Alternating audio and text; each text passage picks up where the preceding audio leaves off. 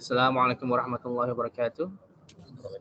A'udzu billahi minasyaitonir rajim. Bismillahirrahmanirrahim. Assalatu wassalamu ala asyrafil mursalin Muhammadin sallallahu alaihi wasallam. Now, what is the next big thing that coming? Do you know?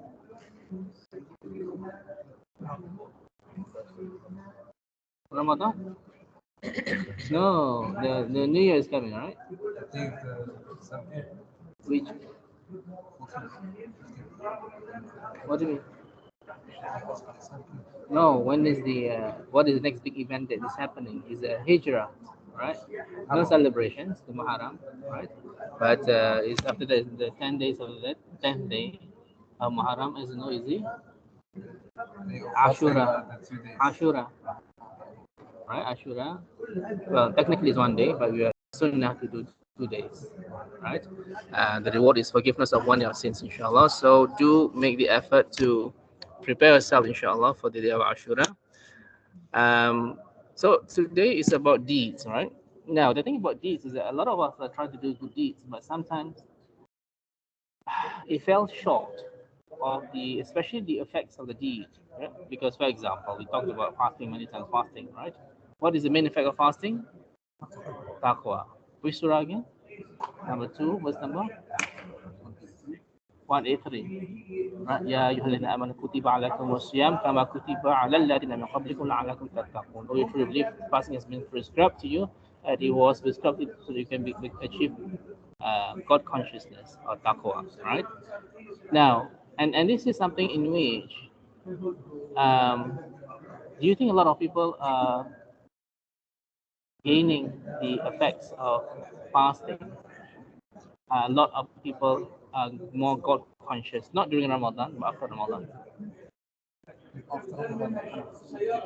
A lot of people deep down, right? Almost towards the pre-Ramadan level, or if not worse, right? Perhaps Shaitan is taking revenge for one month of what do you call it? Chaining. They're being chained, most of them, yeah? And then perhaps, yeah, people are getting more low in iman, yeah. So this is important that we do try to look at the checklist of deeds. What must we do before and after the deeds are performed? This is quite important because these are these important for us. For what? Why these are important? First of all, yes, is to get mercy of Allah. Surely we know that Allah's mercy is dependent on our efforts to please Him. Right? This is the first. Secondly, that is important. Before that, our dressing on the day of judgment, right? We are going to face Allah. Right? Surely we want to become better than we dress today. Yeah. And then second, even before that, the barzakh, right? The place of where we are resting, the nights of in barzakh, it all depends on our deeds. The scale of the al mizan, good and bad deeds are all dependent on our good deeds. Yeah? The how fast we're going to cross the sirat, it depends on our good deeds. So many things are dependent. I think more importantly, as Akram said about the levels of Jannah. How many levels of Jannah? I'm not going to say that. I'm not going to say 7. Every there's always one, right? It's 100 levels of paradise. Remember, sky 7 in this line, right? So no, we do not know how many levels of what do you call it. There's no specific hadith about how many levels of hellfire, right? But we know there are different levels. Yeah, because why do you know the different levels of hellfire? Because the lowest level is always the 3 people in the lowest level. What are the 3 people in the lowest level? Hypocrites. People in the times of Pharaoh. That's one. The people who have witnessed the table of food, the spread of food that came in the time of Isa alayhi salam. They asked the Prophet Isa to ask Allah to bring down the food, right? And Allah did bring us that. And this is when you witness a miracle of Allah and you fail, that means after that you still commit shirk. That's it. It's almost an unforgivable sin. Yeah, that is why when the Arabs, the Quraysh, or should I say the Sahaba, right? They wanted to ask Prophet can you make these mountains gold? Can you turn this whole thing becomes green?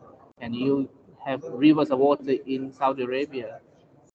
And then, of course, Prophet Muhammad was asking Allah, can they have this? And Allah told him, you have two choices. The first one, I can give them all this, but if they were to disobey me after this, I will give them a punishment I have never seen before. Or number two, the second choice, that you want just them to be patient, and I'm not giving them all this. Because at the end of the day, if we see a miracle from Allah directly and we don't obey Allah, it's just like the people of Thamud, right? What miracle did Allah give them? Not just a camel. What happened? Yes, she came out coming out of this rock because they demanded, right? We only believe when we see this 10-month-old pregnant red she camel coming out of this rock, and Allah gave them just that they want, exactly. And after that, they still refuse, right? So all these kind of things we have to be very careful when we because as you can see, right, sometimes from the YouTube videos of the reverts, right? They say that if I see this, then I believe. Some of them say, right? They forgot about Allah's miracles is more than what you see. Everything that we see now is Allah's miracle. The Quran is Allah's miracle that we need to understand. Yeah. So the deeds that we do, we have to check whether we have actually, the most important thing, the deed must be accepted and must be seen, inshallah, on the day of judgment. Right? So the first thing that Allah said, for example, in the Quran, right, in Surah Al-Asr, وَالْعَصْرِ إِنَّ الْإِنسَانَ لَفِي خُسْرٍ. By time man is at a loss. Then إِلَّا الَّذِينَ آمَنُوا وَعَمِلُوا الصَّالِحَاتِ وَتَوَاصَوْا بِالْحَقِّ وَتَوَاصَوْا بِالصَّبْرِ. By time man is at a loss, except those who believe and do good righteous deeds and remind one another about the truth and remind one another about patience. Right? So good deeds is among one of them. Right? In the last verse of Surah Al-Kahf, right, all of us were, well, reminded and warned by Allah. فَمَنْ كَانَ يَرْجُو لِقَاءَ رَبِّهِ فَلْيَعْمَلْ عَمَلًا صَالِحًا وَلَا يُشْرِكْ بِعِبَادَةِ رَبِّهِ أَحَدًا. Whoever hopes for the meeting with his Lord, let him do works of righteousness and do not associate anything with Allah. Two things. That means to do good deeds and you do not commit shirk. Yeah. So all these things. So another example is Al-Kahf again, surah number 18, verse number 46. Al-malu wal-banuna zinatul hayati dunya and wal-baqiyatu salihatu khairun inda rabbika thawaban wa khairun amalan. Wealth and children are the adornments of life, things in this life, but the good righteous deeds at last are better with your Lord in terms of reward and better in terms of hope. So we are encouraged to do righteous good deeds. Coming here, alhamdulillah, itself. What is the reward of coming here? Do you know the reward of coming here? First of all, you're coming to the mosque. Is that the angels this is a lot for us? Yes, almost there. But not say something, but the angels are surrounding us, inshallah. Right? And then what happened? They intercede for us. No, they Allah asked them a question. Yeah, but the hadith is very long. So what happened? What happened now, inshallah? The angels. Yeah, so they will gather. They will, all the angels every day. They're looking for people who are remembering Allah. Once they come across these people, they call all the angels will come and surround us, inshallah. And then they will, Allah will ask them, what do they want? The angels ask, well, they want Jannah. Have they seen Jannah? The angels say, no. What happens if they were to see Jannah? If they were to see Jannah, they would work harder in order to achieve Jannah. And Allah asks another question, what are they seeking protection from? The angels answer, they seek protection from hellfire. Have they seen hellfire? No. Whatever if they were to see hellfire, angels will answer to them, they would be doing more things to prevent themselves from entering hellfire. And then Allah said, what? Tell them I'm going to forgive all their sins. And this has happened. So this is one of the good deeds that we come, right? It doesn't matter whether you are familiar with also the topic or not. But sometimes a reminder, sometimes for me, sometimes in my Friday prayers, I would always go to Good Street Mosque. It's an amazing mosque with all the reminders. I always cry when they do, because it's a reminder when they talk about hellfire, about paradise. We know about this, of course, but when it puts to you in straight to your face, especially with the good speakers, it really feels very overwhelming when you heard about these topics. So we have to really, because time is very short. Like it or not, our date of death has been determined, right? So you and me, with that few hours, even a few days, a few weeks that left, we need to do everything in order to be prepared to face Allah, right? Are you prepared? So what's your name? Akram. Sorry, Akram. Are you prepared to face Allah? But you got no choice, right? So what happens if you happen to be called by Allah tonight? Is prepared? Are you prepared? Yeah. So all these kind of things that we know that we have to do more good deeds, for sure, right? Especially Allah give us on the first 10 of Zulhijjah, right? Many things. Most important thing we are given, right? But of course, but the love of Allah, right? The love of Allah. That means anything that we do, any good deeds, is more beloved to Allah than even jihad, right? And yet, some people are not taking advantage of this. We cannot, when Allah give us these rewards, right? We cannot just dismiss it, because it's Allah's mercy that He gives us 10 days, not one day, 10 days, in order for all of us to come back to Allah. We haven't informed, right, that we should say at Day of Arafah, what is the most important for us. So as in Ramadan, the peak of Ramadan is Laylatul Qadr. In these 10 days, the peak is Arafah, right? Not the Eid. Arafah is a peak because that was when the deen was completed. Many things happened in the days of the 9 days of Arafah. Yeah? And we were told in a very authentic hadith, right, that Allah will save those whom He wills from the hellfire. And not only that, we were told that we should say many times, what? La ilaha illallah wahdahu la sharika la lahul mulku wa lahul hamdu wa kulli shay'in qadir, right?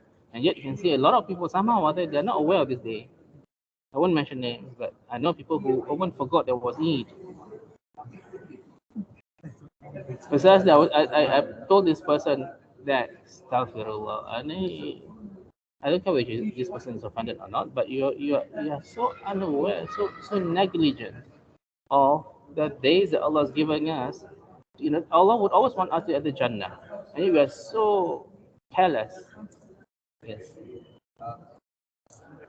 I don't want to judge you, like it's sad that some people have said they don't know Christmas is. Oh yeah. Yeah. In fact, you and I should know, right? Every Friday, what happened every Friday? I know it's true, but what actually can happen on Friday? Yeah, the day will come to the day of judgment will start on a Friday. Start. That means the trumpet will be blown on a Friday. If you look at authentic hadith, right? All the animal kingdoms, from after Fajr to the sunset, they're very scared. They know that perhaps that Friday is the day of judgment, except man and the jinn, because we are so preoccupied with this dunya, to be bothered about, to be scared. Like we talked about last time about the eclipse, right? Eclipse of the sun. Everybody was gathering together, they clap when the eclipse saw, and then they drink and all this. So subhanallah, completely opposite of what Islam has taught us, Nakil. Prophet Muhammad himself, when he was saw the eclipse, he would rush home. He would call the people to do the prayer of the eclipse, and he would do the khutbah, and it was a fearful thing, not a celebration as what the kuffar are doing. So the eclipse is like a sign of the Day of Judgment. Yes, it is one of the signs of their judgment, is even the eclipse of the sun and the moon, right? And all this has been taught to us in a very what do you call it, in a realistic way. That is the sign in Surah number, what do you call it, 55, Ar-Rahman, right? The sun and the moon are aligned with each other, and that it shows the one of the signs of the Day of Judgment. So this is something in which you and I, we must really truly, if we call ourselves as a Muslim, we must We must have a mentality of Muslims. So I know it's difficult for Fridays. Most of us are working on Fridays. But it is a day of celebration. It's an Eid for us. Every Friday, we do need to really prepare ourselves. Allah make this one day as a blessed day for us to prepare to face Allah, right? And I hate to assume this, to say I hate to judge people, but you should try to be in the mosque quite early because it's a special day, right? There's a lot of reward for people coming early, right? Right? Not eat the Fridays, right? What is the reward? Camel, followed by a cow, and then followed by sheep, and then followed by chicken and the egg. The egg is the last part. After the egg is when Adhan comes, right? So because what happened? Nothing to know what happened every Friday. The angels always be at the door, the gate there, marking people's attendance. Once the not the first, the second Adhan comes, angels will close the book, and all the angels will be gathering around the khatib or the person giving the sermon in order to listen to the sermon, right? So this happens every Friday. So again, opportunities for you and I to do more good deeds, to get more rewards, inshallah. Because there will be some occasions in which some of these good deeds will be taken away from us. Right? Well, how? Backbiting. If you have a dog at home, what happened? I was quite shocked to hear the hadith. No? What happened with the dog at home? Not the security dog, not just a chihuahua and all this. One mountain. It's not a small thing. It's not like this. It's huge thing removed from us. So this is something, the things that we do need to be careful with. These are deeds, inshallah, that we have or we are earning. We must be presented to Allah on the day of judgment. If not, such a waste. If not, expect the book to be received on our left hand, which just means unofficially you might be entering hellfire. So this is important that we have this checklist of what we should prepare, inshallah, right? Before we do and before and after we do the good deeds. The first checklist is knowledge. We must have knowledge, not in accordance to your culture, not according to what your families are doing, but according to Quran and authentic hadith, right? Because what happens on tonight in my culture, Yasin, and then do tahlil in a group. Tahlil means la ilaha illallah in a group, right? Many things that people are doing not in accordance with the Quran and Sunnah. So you must have knowledge what you should do on a Friday, for example, right? You must have knowledge about how to pray, right? Because it's not just about praying. Again, a lot of people fail to understand. You have to pray. The main essence of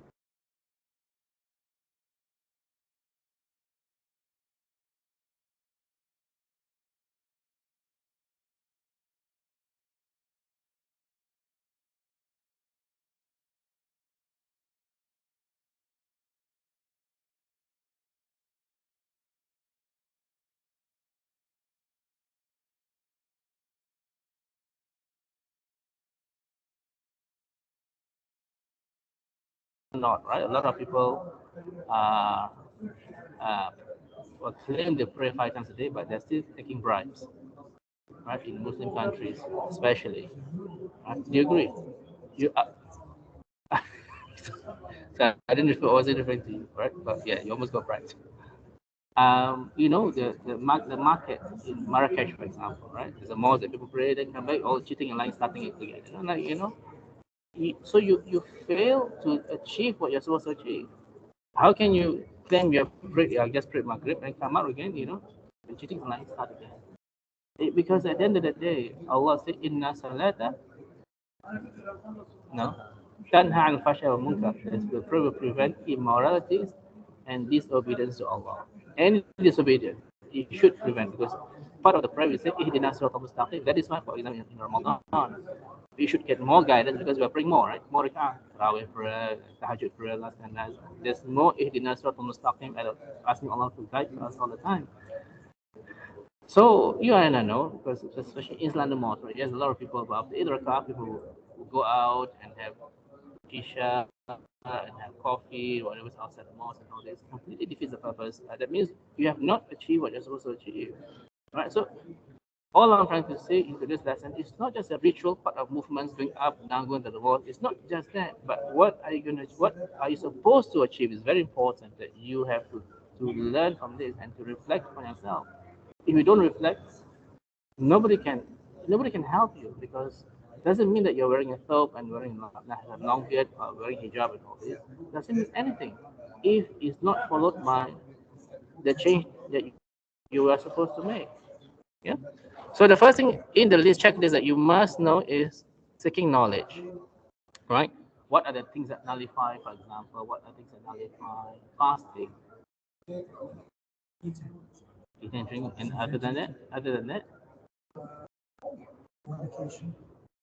yeah, of course. But all of the things that you say, people are fasting, but they still say things that, yes, the thing that perhaps it might nullify the fast, right? So all these kind of things, you should seek knowledge, because you need to know what to do and what not to do, right? Your wudu, for example, right?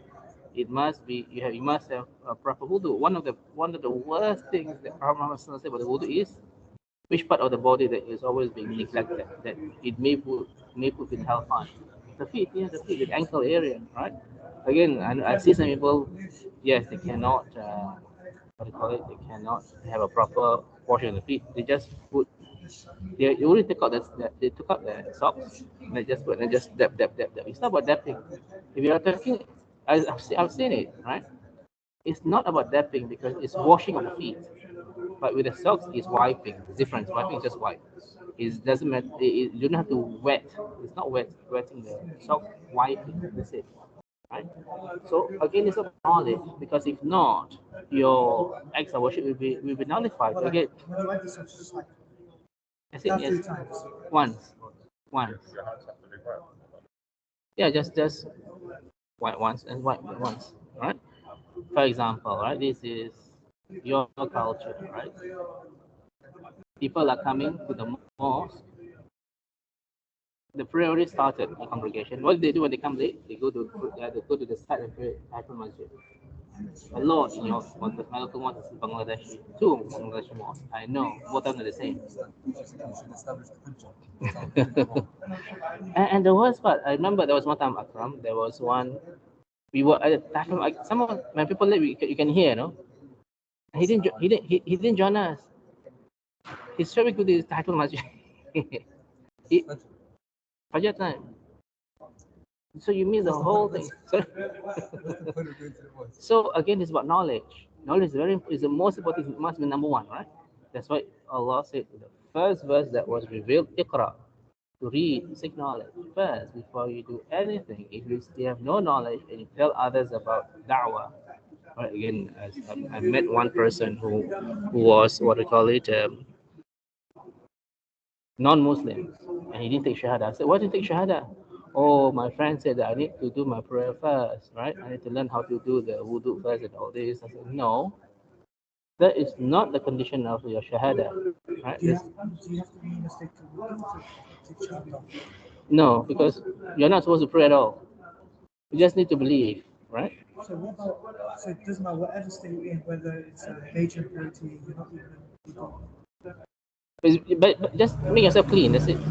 Because you're not supposed to do any forms of worship. It's just your from the heart, right? So even if somebody's a major impurity, they can still say the Shahada. They can. Yeah, yeah, yeah. You're supposed to shower off Yeah. off these things. Because, for example, if people, we know from Hadith, some of this in Ramadan, right? They have intercourse with the wives and all this, and then Adhan time comes, they still haven't do the janaba, the washing, and it's still valid. You don't need to do the ghusl before the Adhan comes, right? So again, all is about knowledge that you must have, right? And as I said, the knowledge must be according to the Quran and authentic hadith, not according to what your families are practicing, which may not be true. Yes. So something that is cut the ankles, and they blow water in the mouth, it makes them disgusting like that. Is that Yeah. is that from the foundation? No. Yeah. It's just, yeah. Yeah. Not only that, right? I don't say this is disgusting. This is Saudi Arabia. What as I told you, right? Saudi Arabia. Only the mosques in Mecca and Medina are amazingly clean. Other than that, it's disgustingly dirty. I'm not talking about dirty, disgustingly dirty. Right? And this is how it. Sorry? Of course, it's not. This is one of the best. Look at outside Mecca and Medina, right? The smaller ones are completely disgusting, right? Well, like the rural areas, they have like Focus on the movements in Mecca. you see a little bit of tobacco in the house and they just spit it out, right? Yeah, all these kind of things. I even saw somebody urinating at the wudu area. And all this. Sure. I'm not sure whether mentally unsound or what, but anyway, it happened. You've seen it. But all blame the Bedouins for everything. Okay, so knowledge, very important. Very, very important. You must seek knowledge first. Right? Secondly, right? Seek Allah's guidance. Secondly, once you have knowledge, because Allah controls everything. Your presence here, my presence here, our failure to wake up early for tahajjud in Sama, and our difficulties all depends on Allah. And very important, yeah, to seek Allah's guidance. The first thing. Remember that Hindu guy who came last week, right? And he texted me, right? No, he didn't take shahada yet, right? Actually, I also blame that guy, his friend, because he was the one who said, oh no, make him take his own time. I want to do more on that. He said no, let him take his time. He was quite enthusiastic, at that time. But anyway, I did advise him, right, in the middle, because one of the best times that Allah will always know us is middle of the night. So wake up at night, maybe about 2 o'clock.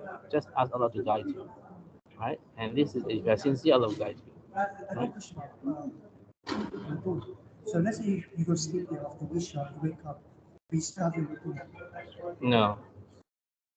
Usually when you have a long sleep, your wudu is finished. But it's a sunnah to go to sleep in the wudu. What happened after that? Allah knows best, right? So yeah, so it's important. So it's Surah number 47 of number 17. Muhammad, Surah Muhammad, verse number 17. وَالَّذِينَ اهْتَدَوْا زَادَهُمْ هُدًى وَآتَاهُمْ تَقْوَاهُمْ. Those who accept guidance, Allah will increase the guidance. That means if you are sincere to ask Allah guidance, Allah will give you guidance and make it more guidance. And then secondly, Allah will grant them taqwa. Yeah. So make sure you do all we can. Didn't Allah promise us, right, guidance? This is the famous verse which I always say in our classes. What is the verse? 2 verse number 38. قُلْنَا اهْبِطُوا مِنْهَا جَمِيعًا فَإِمَّا يَأْتِيَنَّكُم مِّنِّي هُدًى فَمَن تَبِعَ هُدَايَ فَلَا خَوْفٌ عَلَيْهِمْ وَلَا هُمْ يَحْزَنُونَ. Yeah, Allah said to Adam, his wife, right? Get down all of you from this place, but there will come to you guidance from me, from Allah. Whoever follows my guidance, upon them shall have no fear nor shall they grieve. So Allah will give them, and you and me, guidance. It's a promise from Allah. Allah will never put us into hellfire unless Allah has guided us and we refuse the guidance. Guidance must come from Allah. This is promise. Yeah. So we can read the Quran, we can, attend classes, right?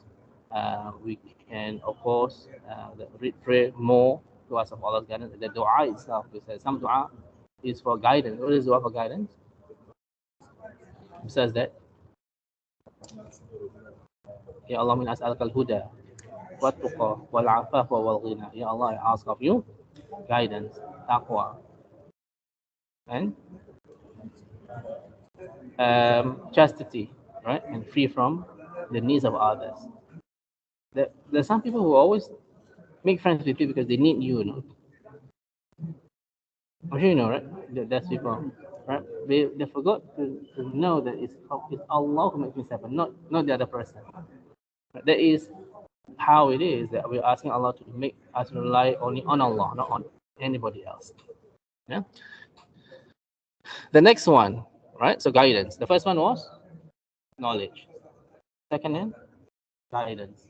Right. Thirdly, right, make sure that the deeds are accepted by Allah. That's very important. Right. The deeds must be accepted by Allah. The first thing, No, before intention, Yeah, Muslim. Muslim or no shirk. Once you commit shirk, we're finished. Right? So in Surah number 39, verse number 65, I think, وَلَقَدْ أُوحِيَ إِلَيْكَ وَإِلَى الَّذِينَ مِنْ قَبْلِكَ لَئِنْ أَشْرَكْتَ لَيَحْبَطَنَّ عَمَلُكَ وَلَتَكُونَنَّ مِنَ الْخَاسِرِينَ. And it has been revealed to you, as was revealed to those before you, that if you join others in worship with Allah, surely all your deeds will be in vain, and you will certainly be among the losers. That means if we commit shirk now, right, as in worshiping other than Allah, right, or associating, that means I'm doing all this form of shirk. I'm the one who controls my wealth. Nobody else help me. I'm the one who are responsible for my wealth. There is a big shirk, actually. It's not a small one, right? That's shirk ar-rububiyyah, right? And this is a lot of people, especially those people who are in the elite community, right? They forgot that all the risk outcome comes from Allah. Again, this is not a small one; it's a huge one, right? Shirk ar-rububiyyah. Even the Quraysh, they have Tawhid ar-rububiyyah. They understand Allah is the one who provides and gives and all this. Not the idols. Idols is just to reach to Allah, but in the end, they know that Allah is the one who gives, right? So it is important to know that the first one, you must not commit shirk. Is it easy or difficult in your country? Why? Why is it difficult? Yes, I think people I secondly follow the majority, right? Your side, which part of Bangladesh is your family from? Is it far from Sylhet? Is it far from Sylhet?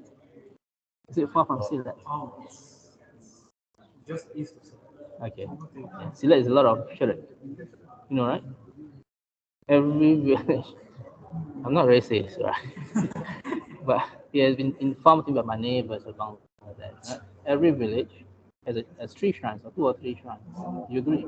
Right? They go to the shrines. Yeah. Why is it so difficult to understand about Tawheed? Yeah. A lot of people, forgive me for saying this, that they wear hijab, not because they don't pray sometimes. They just wear hijab because it's part of culture. Especially when you see the interviews. Why are you wearing hijab? My culture. Like, it's not culture, right? You have to differentiate between culture and the deen, right? So as easy as it is to understand oneness of God, but the practical part is very difficult in many countries. Surprise, right? That's right. We got no country anyway, so it's okay.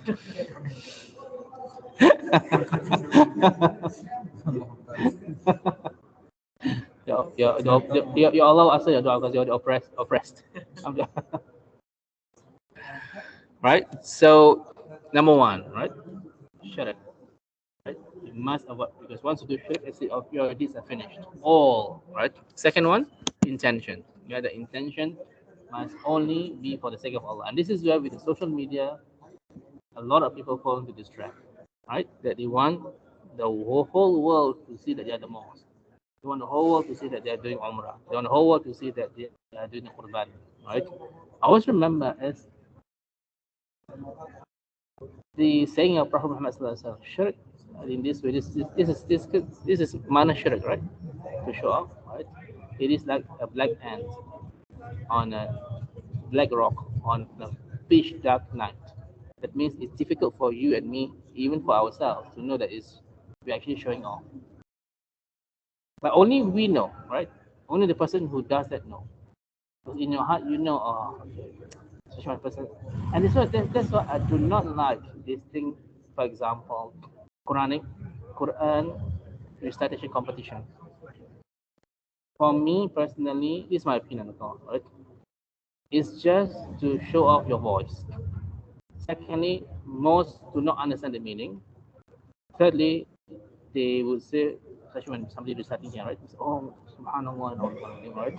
The person who is reciting may want to make the voice nicer because of to impress the audience, not to impress Allah. And it's not difficult, no? Because obviously your job is to motivate others, but at the same time, your voice is so beautiful, right? And this is something that you have to be very careful.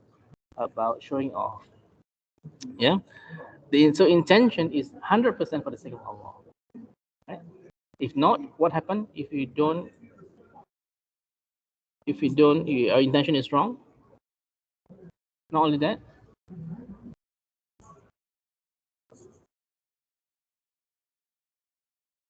what else?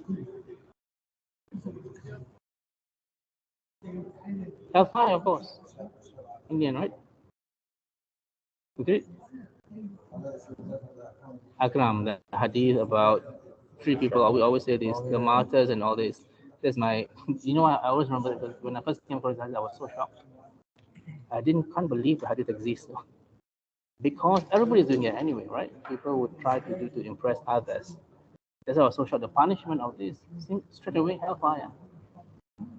It's just that they won't be, inshallah. Most of them won't be there forever. Only there, but still, right? Being there even for a few seconds, it's not worth it. Yeah. So intention is for the sake of Allah. Thirdly, there must be evidence. I hate it, my side of the world, right? They always say this is the Quran and Sunnah. Then you recite this 50 times, you said that 70 times, and you don't find any hadith at all. Everybody claims they're from Al Sunnah Jama'ah. Everybody claims that they're the one who follows the best, but they don't have any evidence at all, including, right, especially in my culture, after 7 days, after 40 days of somebody's death, there's always this gathering, right? Seemingly it's a good act, right? So, especially when somebody just being buried, you have something in the mosque, and then what do? They khatam the Quran, and they divide it between yourselves, right? Your culture, you serve food. Is very famous in the Asian culture. Serve food and all this completely un-Islamic. Actually, it's supposed to be the other way. People are supposed to give you food and help you, not the other way, because you're already so much in grief, right? And yet you want to put on a show, because if not, Charlie, people will always talk bad about you and look at you. So Hindu, the Hindu culture, yeah, because Hindu is in all. Is it true? Your culture also, right? When somebody died, they make food and all this. You studied you studied, is it in your hadith book? When anybody done a math like that, give food to them. Normally they just give food to us. Yeah, this is maybe you're the modern Hindu.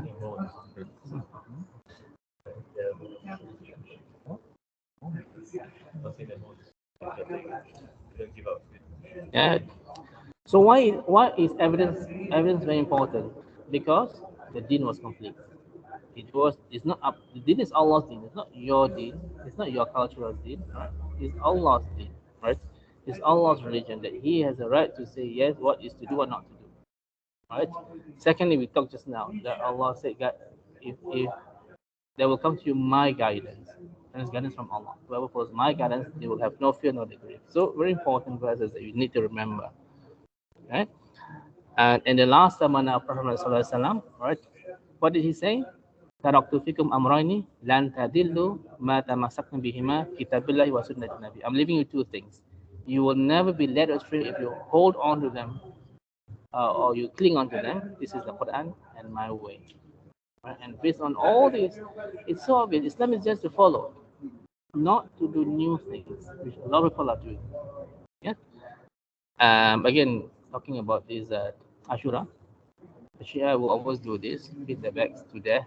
All the bleedings are coming out. You can go to Hyde Park, you have all this in Birmingham, especially a lot of things. All right, so do be careful. So these are the things that how these are accepted. We must follow these principles, right, in order for this to be accepted. Right? If not, then you have only yourself to blame. Do we have an excuse to face Allah on the day of judgment?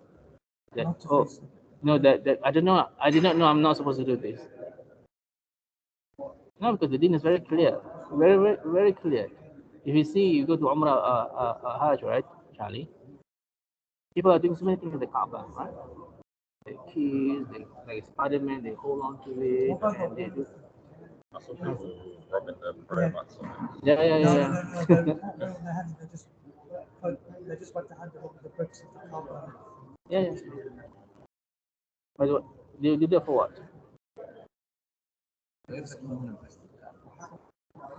Yeah. You know what? When it rains, right? Yeah. All this water overflow. They will take it and they drink the water. It's your people. I've seen it. It's it's on my video, That is the right? You know, because on the Kaaba there is this channel, right? I think what's called it. The water comes down. the golden thing. Yeah, golden. Yes, yes, yes. And then very popular place. They will try to get the water. Maybe it's, What was that? it's a drink. It's like a drink. Like a drainage, yeah, drainage. This is drainage. Not something holy that you would take. And I don't know. There's many things that happen. That is why, right? We know that for Hajj, the reward of Hajj is Hajj Mabrur, which means that the one forgiveness of all the sins, like a baby. But not everybody will get it. In fact, minority people will get it. Because people are doing everything under the sun just to do it, just to get whatever they want. Stones, so for instance, they throw their slippers, they throw their everything inside. You saw the one video he was doing there, you know? Oh, he had an umbrella. Yeah, others. They're making fun of this. Is honestly, brothers, the acts of worship, right? It's not a funny thing, you know? It's a very serious thing because you are trying to tell Allah, you are trying to ask Allah to help you to get rid of all the desires, is all this, you know, that will our shaitan especially, right? They're trying to hinder you from obeying Allah, and it's a very serious thing, but they're taking it. Saw it. And you're in a state of ihram, right? So you will get all of us. Number 4, right? Make sure that this that we do is not because the majority are doing it, right? Example is in this mosque, for example, on many mosques, right? On Fridays, right? When the adhan comes, the Fridays we are only allowed to do the Tahiyatul Masjid. That's number 1. Number 2, according to the hadith of Prophet, you can do any sunnah prayers, right, until the imam starts the khutbah. You can do anything.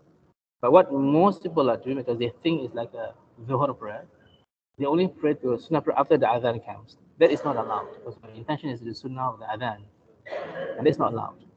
And that's the majority of people are doing it. So it doesn't mean, especially when you go to Asian mosques, right, everybody's doing, you know, they have this certain mosques, different procedures. You know, sometimes in Leytonstone, they have this fake khutbah first, fake khutbah. That means not the within after the adhan, they have one khutbah first. Then the adhan comes, everybody stands together to do the sunnah prayers of the adhan, which is completely wrong, right?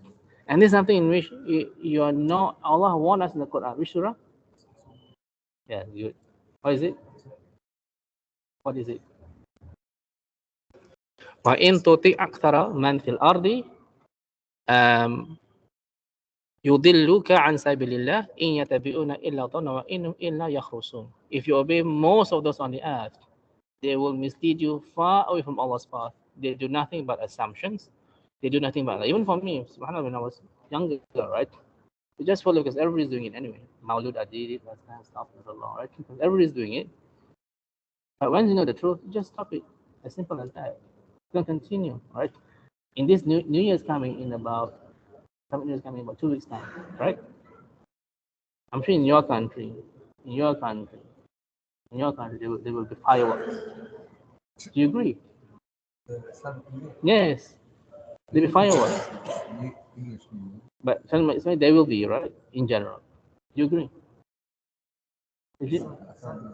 Yeah. What did Allah say in the Quran as to oppose this? Ya ayyuhalladhina amanu dukhulu fi silmi kafa, or you to enter perfectly in Islam, because the tafsir about this is based on the Christians in those days. They took shahada, but they're still celebrating the Christmas festivities, right? And Allah said no, it was revealed immediately after that. So literally, lighting up all these fireworks, right? The buildings or everybody celebrating, it is a form of copying the disbelievers, the kufr. Do you agree? Exactly, right? Because in the time of Prophet, what did they do? Sorry, I think he passed away, right? The Sahaba, what did they do? Because who started the first calendar, first of Hijrah? Who started it? I think Umar. So that was after Prophet died. Then because he wanted to say, oh, how to celebrate the Islamic New Year? Is it through a bell? Is it something to his birth, his death? In the end, the best decision was on the basis of the building of the Islamic State in Medina, right? When the Prophet migrated from Mecca, Hijrah, Mecca to Medina, that should be the starting point of Islam, which is so perfect. Yeah. So the thing that you and I must do instead of celebrating, what we should do, reflect upon what have we done with ourselves. Have we done a hijrah of the heart, right?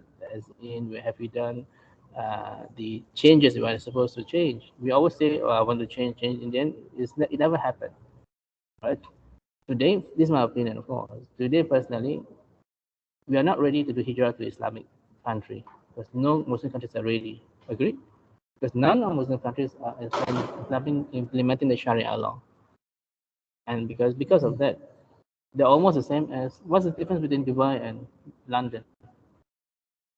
London's Yeah. a bit better. Sorry? London's a bit better. It is. I heard from many people. I saw something here. You came back. I said, he's supposed to move to Dubai. So you say, I can't go there because I can practice Islam better here. Right? Do you know that alhamdulillah, down here I can have this, I can have people, I can another place, another house. Whereas in these countries, you cannot have all this. Right? I think it's, in Egypt, you cannot have all this. And all the khutbah are scripted. You need to read from that piece of material that they have. And this is how it is. At least down here, we can do whatever we want. Alhamdulillah, we can do Quran and Sunnah, right? We can do as best as we can. So again, right? Today, if you were to ask, because there are some people who are insisting you should do your hijrah and all this, should be in a Muslim country. Well, perhaps inshallah, about 30 years time, 40 years time, Islam is more established. Muslims know about the deen more. Perhaps yes, but not today for me personally.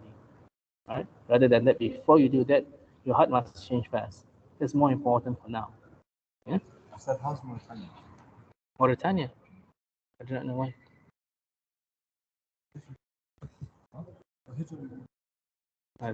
You know what's the worst part, Akram? You know what's the worst part? I know people who migrated from Saudi Arabia to London or to America. I know it, right? And the place is only about a few minutes. They're living they were living in Jeddah. It's only 1 hour from. You know what I mean? And so this is it. How sad it is. That is for me personally. You are not supposed to do that because you are at a holy land. You want to move to the kuffar land. And what's the purpose? For dunya forms. What else? Right? So we have to understand that we must not follow the majority. Yeah. In my culture, I own up marriage. So much ways. In my country, in Singapore, you cannot invite less than 1,000 people for your walima. Right? So much ways. I'm sure you know only about less than 5% of the people come. Right? Right? That's what Asian wedding is. Oh yeah.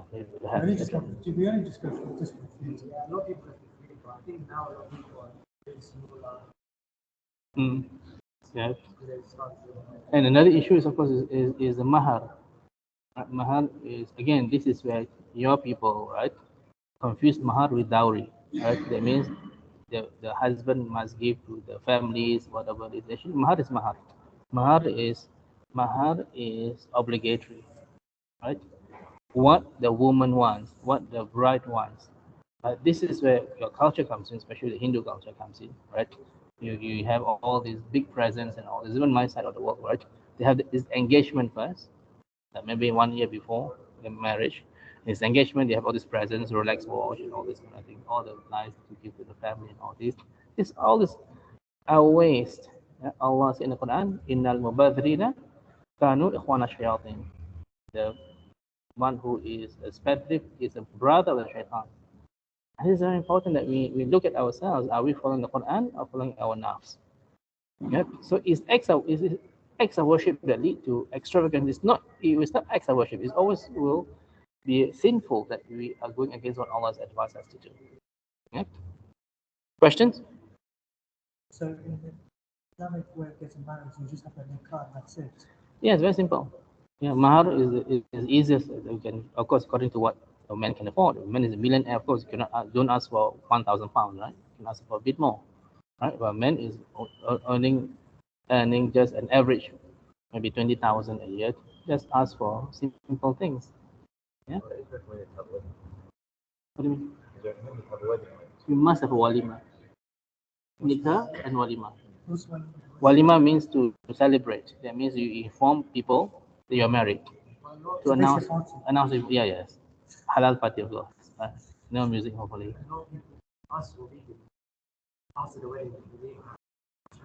Yeah, yeah, you can. You can. No, because sometimes the nikah is more private within the family members, within your own immediate sister, brothers, and all this. But walima, you must announce your friends and all this so that you don't have all this backbiting and oh, who's this person going out with, right? No, because of affordability. But it's best. The sunnah is always to do other than okay. This is the sunnah, right? As supposed to have a nikah, consummate the marriage that night. With so much pressure. Then the next day, then do the walima. This is what is encouraged to do. Yeah. The day after the consummation, then yeah, the pressure must consummate the marriage. It is how it is, but the sunnah, so you don't do it, it's fine. I think my culture is the same as yours. We do it the same day, usually, right? As when it's easy and convenient, right? Now, number 5, right? We must understand what we must achieve from the acts of worship that we did. So, for example, we talked about just now salah, right? When you do your salah, right? What is the main objective? Guidance. Secondly, that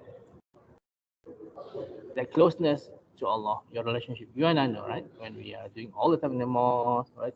We limit our sins. We do all the sunnah prayers. We feel so close to Allah. But once we commit 1 or 2 sins, that's it. We feel so much further from Allah, right? So this salah, as you know, is a opportunity for you and I to increase Allah's love for us. What is the hadith?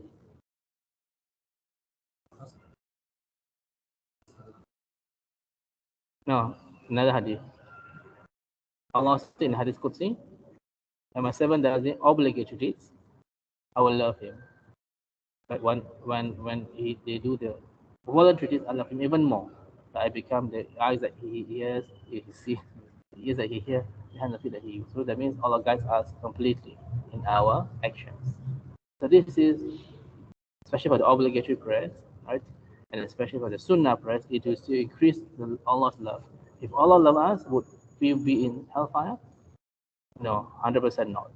Yeah. So salah is to increase our closeness to Allah. I think Akram, you must know, right?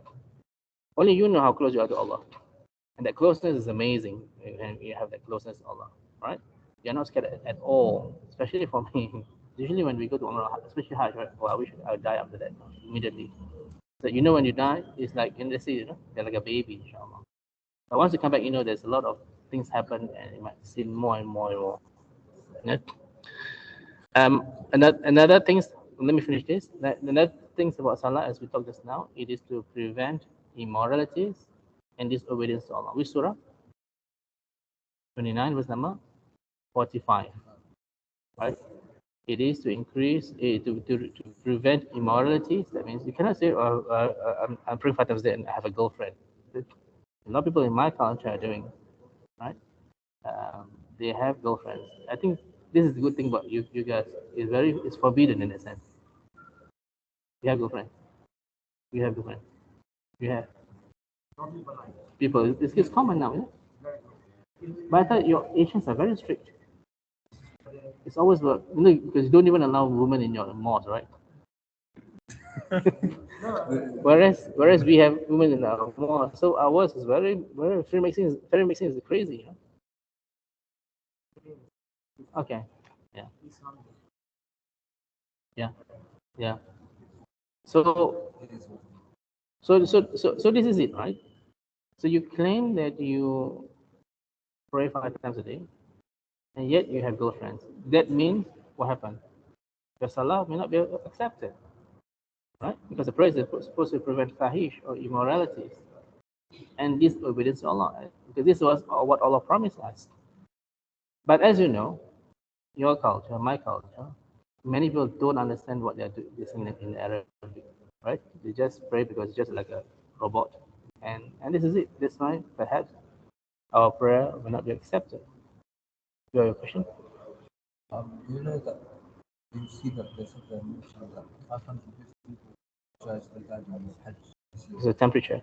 Did it mention obviously Allah Alam, like after they did the Hajj? No.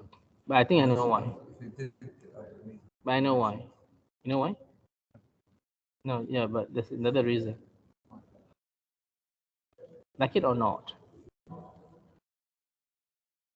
a lot of people went there with a tourist visa. When you have a tourist visa, you cannot enter the tents at all. You are stuck outside. The tents have air conditioning. I don't know who to blame, of course, right? But the Saudis this year, especially, they allowed a lot of people with tourist visa to come. I mean, before the Hajj, so they went inside and they travel around. And once Hajj comes, they just come with a tourist visa. With the tourist visa, you are not allowed to go to tents. With the tents, is only for the people. They were very strict because you were caught. What happened? I think you were fined what 20,000 riyal. Sorry, 2,000 riyal. Which is No, 20,000 riyal. I can't remember one of those, which is about 2,000 pounds, right? And 2,000 pounds, and then after that, they might be in jail. And you're banned for 10 years, right? So many Egyptians, so much, so many Egyptians, they fly in my early tourist visas, it's a lot cheaper Yeah, than normal Hajj price. yeah, And then they just we're on the outskirts, they have like hostels or something, and then the Arafah comes, because Arafah is like yes, if the Arafah, you miss everything else to do with Yeah. expedition. yeah, They make sure they're there on Arafah. yes, There's yes. like videos of like he's like chasing after them. Yeah, Like, yeah, yeah, yeah. And that is, I think that's the main reason. The temperature is about 48, 50, right? There are no air conditioning, no tent, they're outside. It's Allah's will, of course. Right, that's why it happened. accept the details. I mean, okay. So this Salah. The Quranic recitation is another problem. Why do I say it's a problem? Because people read and they don't understand. Right, like your side, my side, they just want to finish quickly. 1 month, finish one, you khatam the Quran. That's it.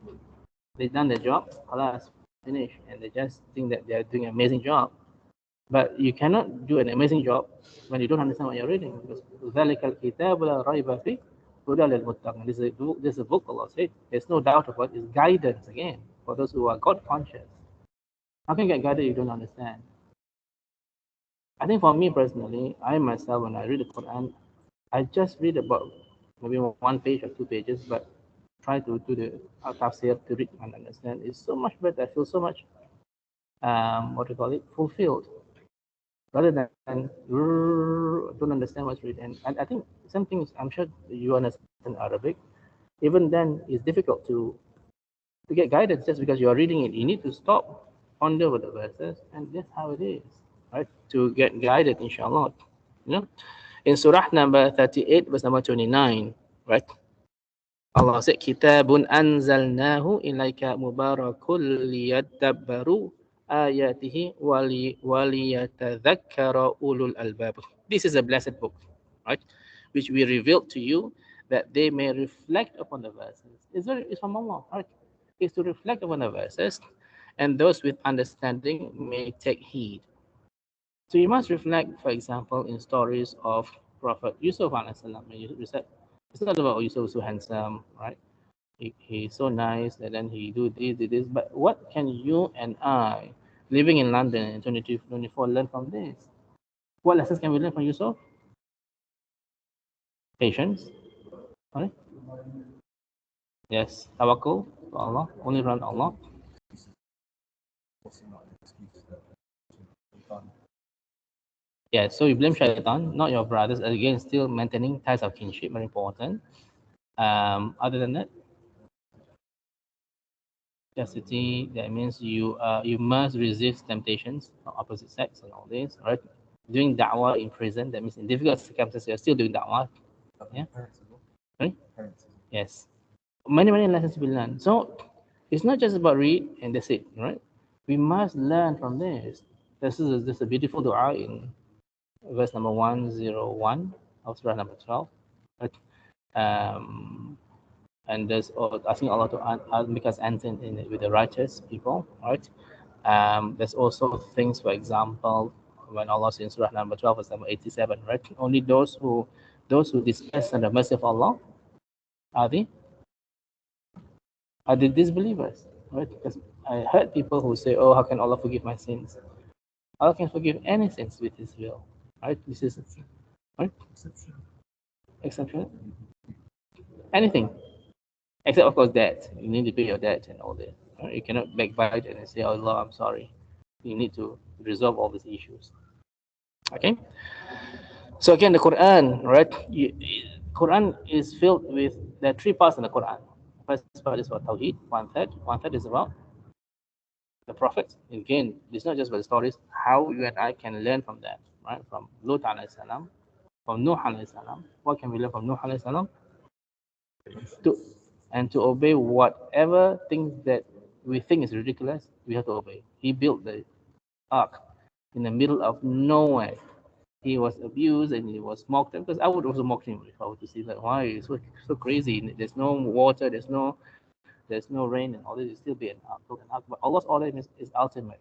Iblis didn't understand why Allah asked him to ordered him to bow down to Adam, but it's an order, and he got severely punished when we got la'nah. La'nah means curse of Allah until the day of judgment. And this shows how serious it is if we refuse to follow any of Allah's orders. Yeah? So very important when we do an act of worship like the Quran, right? Allah address this issue, because were previous nations given scriptures? Did they implement it? Did you see the videos that I forward about the rabbi who was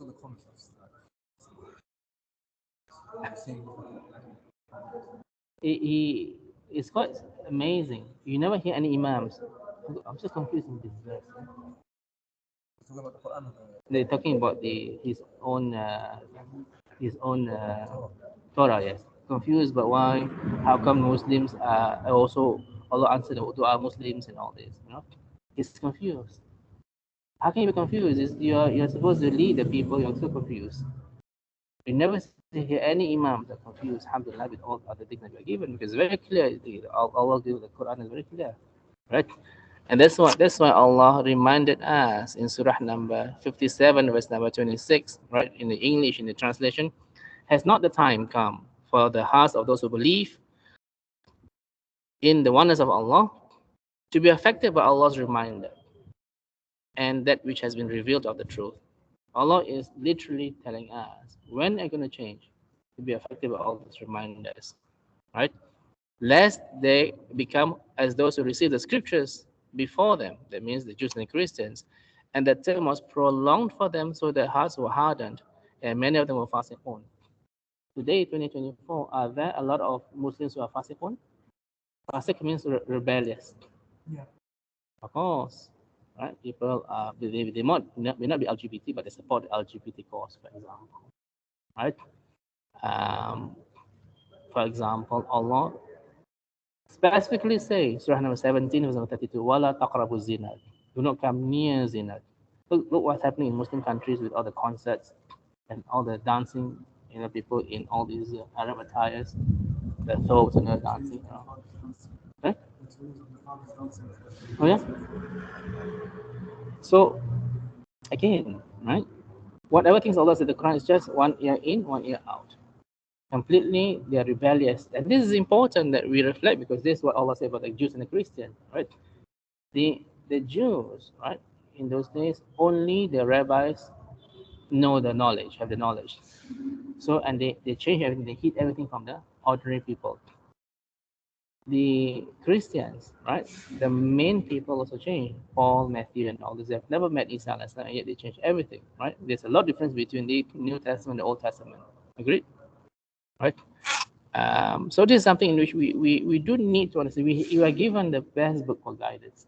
Let us make the effort, right, to read and understand instead of rushing through, right, and don't understand anything at all. Islam is always about to ponder over the verses of the Quran and to make sure that we implement. That's the most important thing, right, that we have learned from the Quran. Fasting, right? What's the main in Ramadan? What's the main objective of Ramadan? Taqwa. Secondly, forgiveness. Remember the last 10 days of Ramadan. What did you fast? Have you met us in Ramadan? It was often on Okay. Did you say about the dua of Ladal Qadar? We taught. Okay, I just know that Laylatul Qadr is 10 days, which is only one day which there's a reward, which yeah, one night. Yeah, one night, yeah. So which you, equal to 1,000 all months. of us would say, Allahumma innaka afuun tuhibbul afwa fa'fu anna. Right? Ya Allah, you're the one who forgives. You love to forgive, so forgive us or forgive me. Yeah. So that is the essence why, inshallah, if we happen to be in the state of worship on the nights of Ladul Qadar, then the sins are forgiven, inshallah. That's why there's even another hadith, Nakil. It's very scary.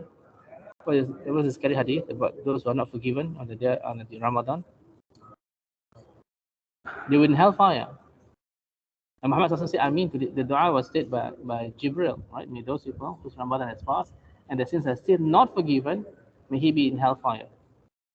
So that means if you're not forgiven in Ramadan, something must be wrong with us because the whole month Shaitan is locked out. The whole month paradise door is open, hellfire is closed, right?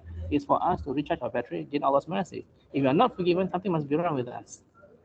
Right? And that means Allah said we deserve to be in hellfire. Right? And last one, what is it in Ramadan? Guidance. Because we pray with so many raka'at, we should get more guidance, inshallah. Yeah? Last one, Hajj. Right? What is supposed to be achieved in your Hajj? Forgiveness of the sins. And also guidance. And more importantly, that we do need to change our purpose of life. That means the direction that we face, as in order to deal our daily lives, we need to make sure that it is all for the sake of worshiping Allah. And that must be it, because brothers, in these days of Tashriq after Ramadan, after the Eid, on the 10th of the Hijjah, 11th of 13 is called the Tashriq days. In those days, when I went to Hajj, there's no social media. So we are stuck in this tent just to reflect upon Allah, read the Quran. There's nowhere to go. And this is good, isn't it, true? Because with social media, you can still look at, all the things, who's talking to you, chatting to you. In those days, there's nothing at all. So you're actually reflecting about what you're going to do when you come back home. You must be different. You must not be the same person as you before you go to Hajj. When you come back to Hajj, from Hajj, you must be different in the eyes of Allah, inshallah. And that must be continuous until death. This is difficult part. They say the word is istiqamah, which means steadfast in the routine. It's easy to understand, but it's difficult to implement. Surely, right? Akram in those days that you got no job, perhaps. It's quite difficult to shake your iman. Got no jobs, I've got to feed my family. How? Right? And the temptations come, working in all these places that selling haram things and all this become and all this. One of my students was asking me, Sheikh, can I sell what's the name? Not the vape, yeah. Can I sell vape? Yeah, because because the research is okay. It's worse as well. Yeah, It's worse, Shaking them Like, It's worse, yes, the it's whole worse. life is equal to 20 cigarettes. Yeah. And then I have to say no, right? What can I do? Because at the end of the day, you must trust Allah. And again, this is where to have high iman all the time, it's not easy. Even the Sahaba, what they complained to Prophet Muhammad.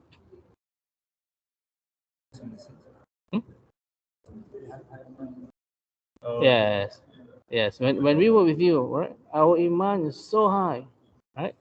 That whenever we call it, as if the paradise is in front of us. Yeah. But when we back our families, it's completely different. What did the Prophet say?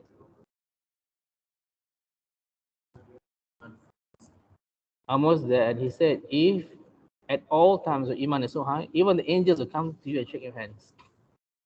Yeah? But it is as it is, right? You act according to your, try to have a big iman, a high iman, inshallah. But when it's low, try to make it high, right? So as you say, iman fluctuates up and down. It's normal. So nothing to worry about, because after Ramadan, it's normal for the mosque to be almost empty. Whereas during Ramadan, you can see whole rows very full, right? Yes. Yeah, a lot of contemplations during Salah right after Ramadan, because of course, most of shaitan is locked up. Yeah. Okay, so this is about the what you must achieve, because at the end of the day, you must come back from Hajj, you must achieve something, right? Guidance and all this. You must know what you want to achieve. So this is very important, right, brothers, that it's not just about the spiritual or the acts or the rituals that you are doing. You must know what you are doing, and you must have knowledge, and you must know what you will achieve after Salah, after fasting and all this, right? Number 6, compete with each other to do good deeds. The word in Arabic is fastabiqul khairat. In Surah number 2, verse number 148, and Surah number 5, verse number 48. What does it mean? Why should we hasten to do good deeds and compete with each other? Sorry. Even Adam, when they were running to the shop. Oh, Last week. yeah, Allah Barik. Okay, so this is to compete. Again, there's a very important caveat. Must be careful. Don't show off. And this is important because some people, right? Let's compete, memorize each other. Which one can memorize more? Again, right? It may lead to riya and all this. So do be careful in this, right? But it has been practiced in the time of Sahaba. What happened in the Sahaba? When they were asked, who did this, who did that, who visit the poor, who helped the poor? It's all Abu Bakr. He always lift the hands, right? And again, it was done. So it is not something new. It is to compete with each other or to hasten to the good deeds. Like it or not, my advice from a person who is 56 years old to all of you, right? That when you are young, at your age, I was very fit, alhamdulillah. This is where you do many good deeds. When you get older, even to get up from the sujood going up is a bit tricky, right? So Allah would young and tall. I mean, but let me be very honest, right? I was very naughty when I was young, because I did this thing, right? I was, okay, Allah, I'm going to do this. I'm going to work so hard that when it comes, get older, I just relax.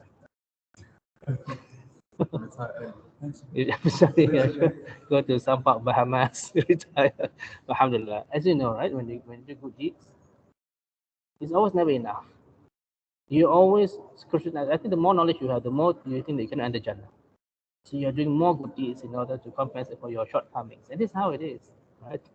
And this is how the beauty of Islam. You're never happy. Even Abu Bakr anhu, if there was an announcement that somebody is not going to enter Jannah, he's the one who first one say, I'm not going to enter Jannah. And this is because at the end of the day, you must underestimate your deed. You must not be so full of hope and no fear. You must be balanced between hope and fear. It's very important, right, to try and, inshallah, scrutinize yourself. Nobody is perfect. You will be, you have a lot of shortcomings that you need to over criticize yourself so that you will be humble, inshallah. Yep. Number 7. All right. Make dua that your deeds are accepted.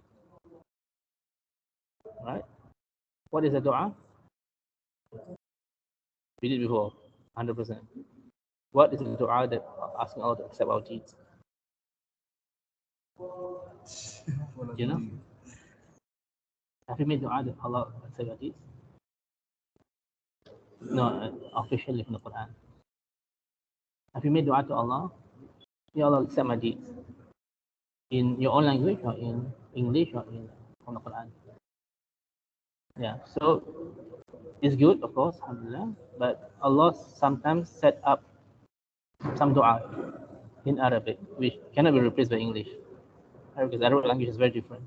Yeah, so we should memorize more dua sometimes in the Quran. Simple thing like Rabbana atina fid dunya hasanah wa fil akhirati hasanah wa qina adhaban nar, which means our Rabb grant us what is good in this world and what is what is good in the hereafter and save us from the punishment of hellfire. When you recite this in English, it's not as deep as the meaning as the Arabic. When the word Rob is not Lord, it's more than that. Yeah. So the dua is surah number 2, verse number. That's the one you just said. Yeah, which one? 201. Yeah, but the one to accept the dua. What is it? Yeah, 127. Did you look at it? Not. Alhamdulillah. Right. Rabbana taqabbal minna innaka antas samiul alim. Our Rabb, right? Accept this from us. Truly, you are the all hearer, the all knower. This one Ibrahim alayhi salam, when he was building the Kaaba, he made this dua. Right? So surely it's quite important to make this memorize this dua, inshallah. Yeah. Also the one after the Fajr. Yes. What is it? Ini. Ya Allah, I ask of you, not just knowledge, must be beneficial knowledge. Once upon I won't mention names, right? Somebody asking, how many bricks are there at the Kaaba? Right? It's completely we call it UK. Unbeneficial knowledge. And beneficial knowledge is UK, right? So, Ya Allah, our Rabb, I ask for beneficial knowledge, plentiful of risk for provisions, right? It is halal, it is good, right? Not just provisions, but it must be halal, right? And then knowledge that is, and that deeds that are accepted by Allah. Not just deeds, must be accepted.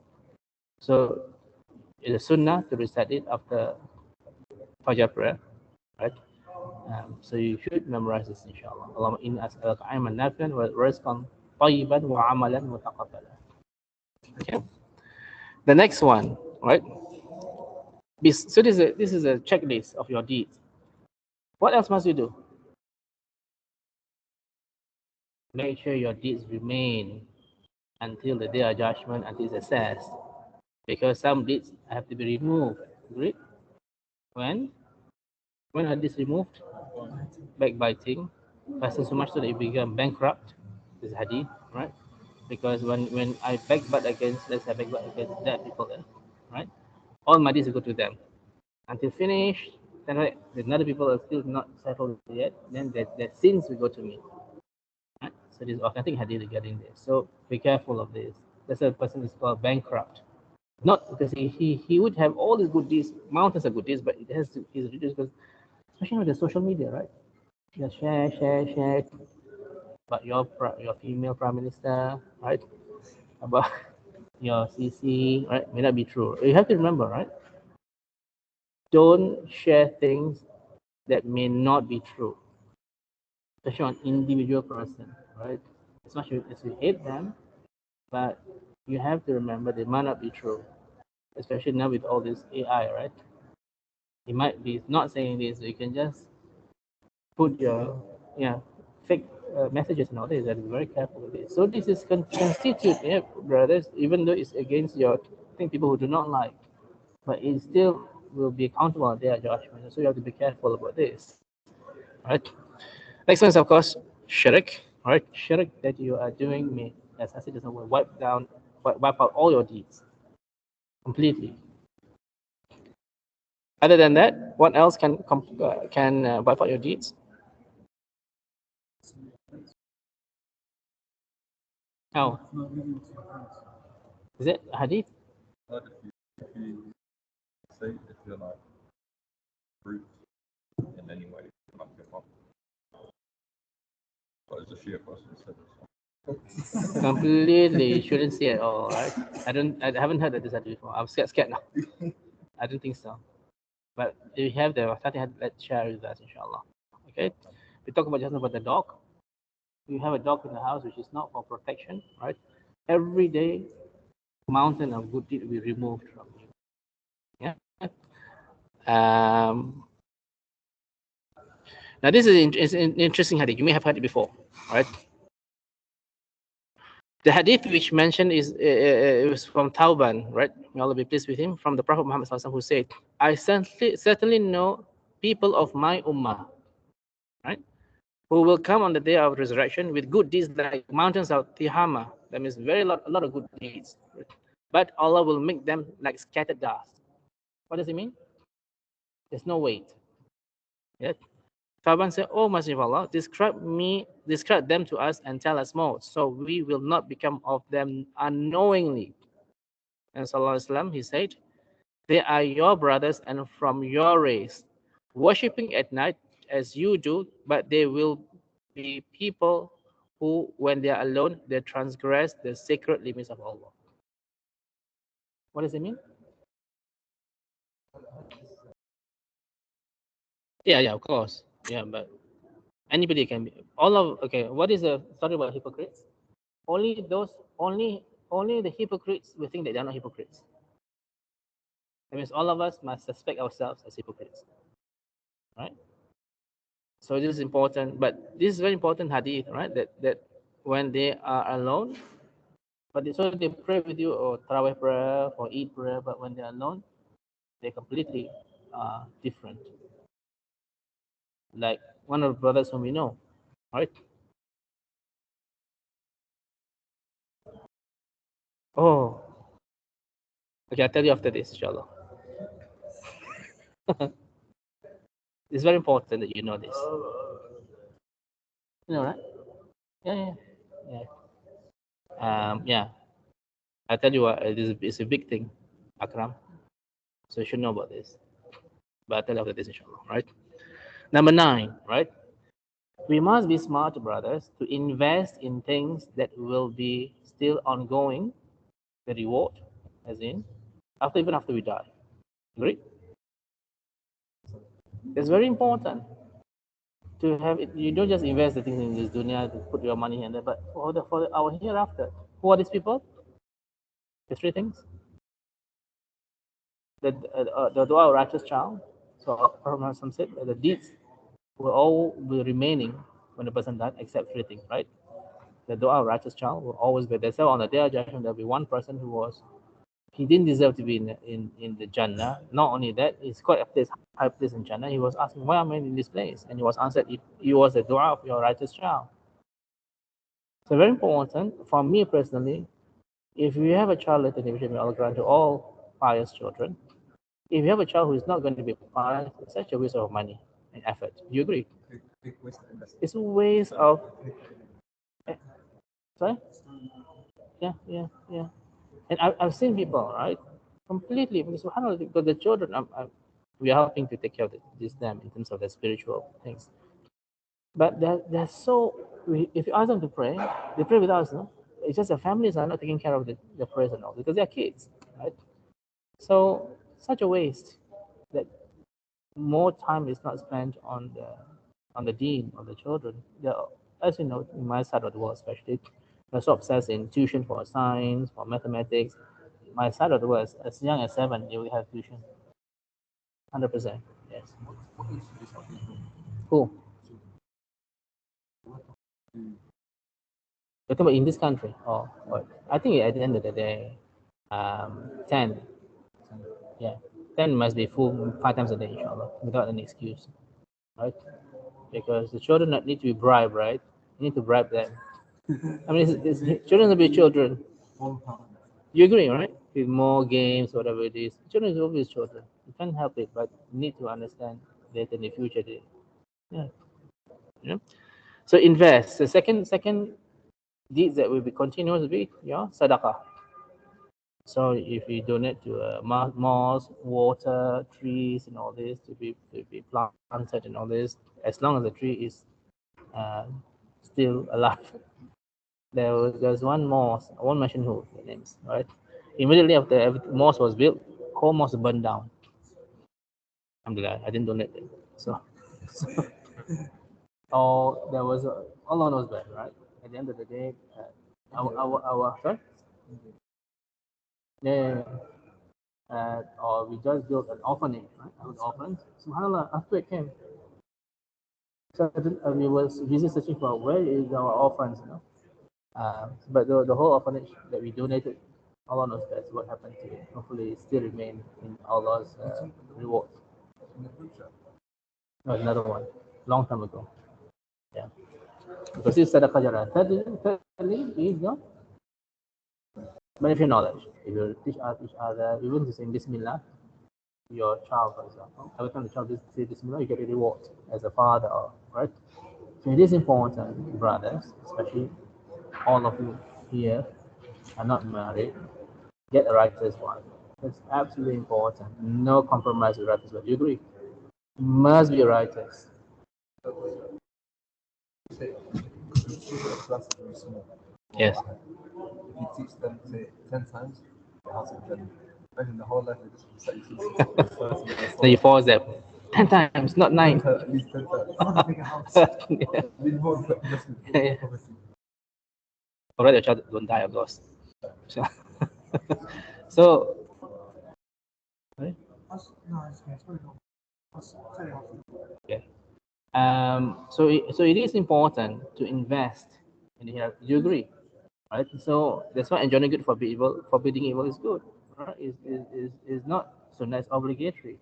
Inshallah, whatever things that you do because of your advice, right? Then you get the reward, right? So, for example, another issue is about debt, right? So, if I were to borrow from you, Yusuf, £100, right? And the come time, well, deadline is today, and I cannot pay. So, from today onwards, every day you get the reward of £100 every day. It's a good thing, isn't it? True? And even though you may need the money, but it's not invested in the hereafter. You cannot see it, but it's what investment means. Right? We invest, you can see the reward inshallah later. So all these kind of things is very important that we invest in the hereafter. Okay? Last one, inshallah.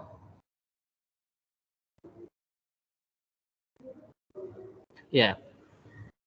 There are deeds which is quite easy to do, but people are so lazy. For example, saying La ilaha illallah wahdahu la sharika lah lahul mulku wa lahul hamdu wa huwa ala kulli shay'in qadir 100 times. What is the reward? As if you free 10 slaves. Brothers, 10 slaves is a lot of reward. No? It's equivalent to what?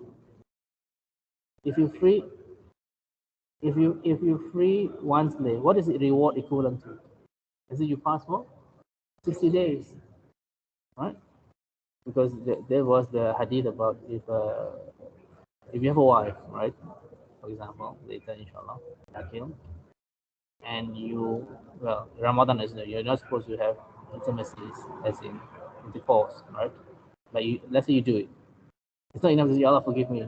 No, I You, have to fast. you need to After free a 360 slave, days. free a slave first, or fast for 60 consecutive days, Yeah. not missing a single day, or you feed 60 people. So that's where the hadith comes in, right? Free one slave or fast 60 consecutive days. So that means equivalent of, can you imagine if you say this 100 times, the adhkar, you get the reward of freeing 10 slaves. It's a lot of reward. But again, what is the common mistakes of people? No, this is another hadith, though. No, that's not. But also, if you're lazy, Yeah. that's such a bad thing to like, Yeah, but I do that in the evening. So I think you distract in the evening usually. Morning is quite easy. No, what did I say? What is something? Yeah, the common mistakes. They don't know what it means. Because when you say that, it covers everything. La ilaha illallah, there's none of the worship of Allah. Wahdahu la sharika, he has no partners. Lahul mulk, he is a dominion. Wallahul hamd, he is all praised. Wa huwa ala kulli shay'in qadir, he is able to do all things. It covers everything. I don't need anybody else. Is it true, right? You will completely run Allah. When you know what it means, it's so powerful. Certainly. Right? So make sure you know what it means. Right? So do this 100 times, if not 10 times. also, I think sometimes, you know, when you see people, you see that they're struggling really hard. It's also important that we should remind them that La ilaha illallah, Salah for Quran, anything. Yes. Smoking is not a big thing. Yes. It's like so much. Yes. Because a lot of people think that it's difficult to give up. But with Allah's help, I know You new Muslims take shahada, immediately they give up. Immediately, they say Islam helps them to give up. Right? I know some people who are playing drums in Glastonbury Festival. Took shahada, completely stopped everything. Everybody will go to different struggle, of course, the jihad, but of the now is very important. Control, right? Other things include, this is very simple, but people are completely ignoring this. We discussed many times. 4 sunnah before the Dhuhr, 4 sunnah after the Dhuhr. Right? The reward is protection of protection from hellfire. Right? For sunnah, not your kind of sunnah, right? Because I know Asians are very different. They do like a Zohar prayer. You do need to divide the 2 and 2, right? And then 4 sunnah after the Dhuhr, you get the reward of protection from punishment from hellfire, right? And when you do the duha prayer, for example, is duha prayer easy to do? Duha, very easy, right? I'm not talking about the difficult ishraq prayer. I'm talking about the duha prayer, right? Just the 2 rak'ah, 4 rak'ah, you get the reward of glorification of all the joints in the body, glorification, right? So many of the things that we do, subhanallah, there's so many. It's a small but heavy reward. For example, they're saying subhanallah wa bihamdi, subhanallah al-azim. What happened?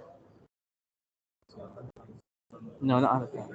Subhanallah al-azim, subhanallah wa bihamdi. No, that's another one. That's subhanallah al-azim wa bihamdi. The 3. Subhanallah al-azim, subhanallah wa bihamdi is light on the tongue but heavy on the scale. Very easy. Subhanallah al-azim wa bihamdi. Yes. Right?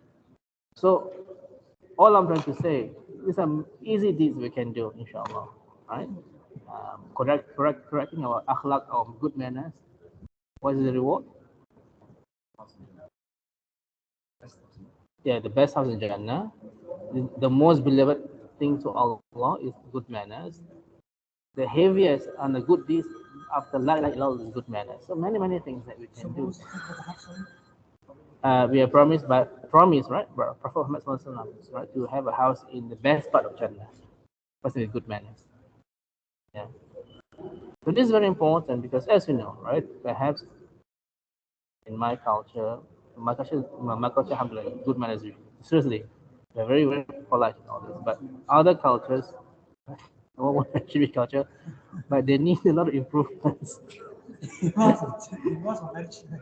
Seriously, a lot. You go to, right, you went to Umrah, you will see, you saw the people with very bad manners, fighting and all this, kissing the black suit, push and push that. All this completely example of bad manners. Right. Any last questions? I'll disclose you what happened just now later. Very important. I tell later. Actually, I was speaking to Bob about this like a couple of days ago. Yeah. What? We're talking about marriage. Yeah, he said that in his opinion, it's better for reverts to get married to other reverts. It depends. Yeah, but it depends on culture. Yeah. But anyway, this is a different topic. Yeah.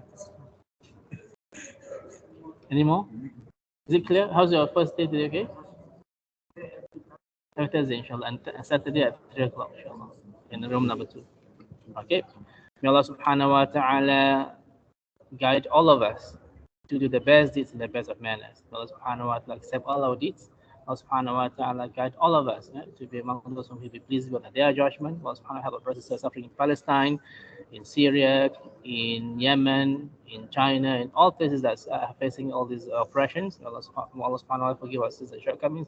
Encourage all of us Jannatul Firdaus. Subhanahu wa ta'ala wa astaghfiruka wa atubu ilaik. Subhana rabbika rabbil izzati amma yasifun wa salamun alal mursalin walhamdulillahi rabbil alamin. Assalamu alaikum wa rahmatullahi wa barakatuh. Jazakumullah khair. Tomorrow, AICC football. Okay, all Saturday inshallah at 3 o'clock. Yeah, jazakumullah. Assalamu alaikum wa rahmatullahi wa barakatuh.